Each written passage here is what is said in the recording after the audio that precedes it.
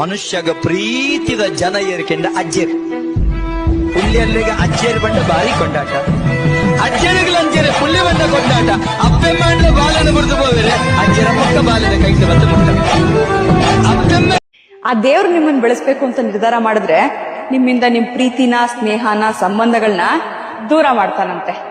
ಅಲ್ಲಿಂದನೇ ಆರಂಭ.